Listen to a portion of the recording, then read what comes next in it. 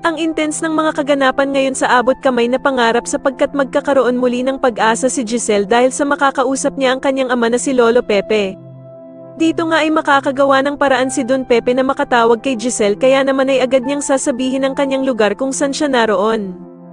Samantala ay muli na naman ngang naisahan ni Moira sila Doc Robert dahil sa hindi naman sila sumunod sa usapan nila na ibibigay nila si Lolo Pepe kapalit ng 100,000,000. Sobrang manginginig naman sa galit itong si Giselle nang puntahan nila ang basurahan at hindi nga nila nakita doon ang ama nilang si Lolo Pepe at halos himatayin nga ito sa sobrang sama ng loob at hindi nga daw niya kayang mawala ang kanyang ama. Samantala ay muli ngang ibinalik ni Moira si Lolo Pepe sa kanilang hideout at dito nga ay ipapabantay niya ito sa kanyang anak na si Zoe.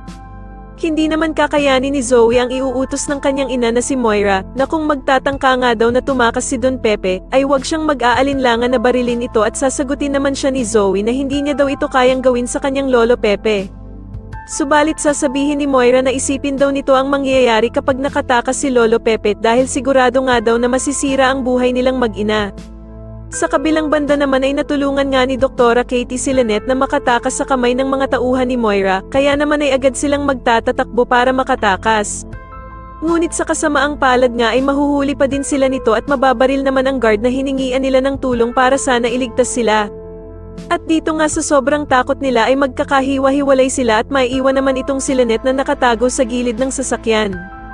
Agad namang makakatawag si Doktora Katie kay Doc Carlos at ipapaalam nga agad nito sa kanya ang kanilang lokasyon at dito nga ay sasabihin nila kay Doc Carlos na nasa panganib ang buhay ni Lynette at pinaghahabol nga daw siya ng mga holdapper.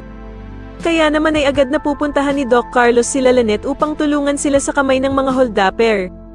Sa tingin niyo magawa nga kayang mailigtas ni Doc Carlos si Lynette sa mga holdapper at tulungan kaya ni Zoe ang kanyang Lolo Pepe na makatakas? Mas lalo na nga talagang nagiging exciting ang mga susunod na kaganapan kaya naman ay mas lalo pa nating abangan ang mas lalong gumigandang abot kamay na pangarap. Maraming salamat po sa inyong panonood at sana po ay ma-subscribe niyo ako. Maraming salamat po.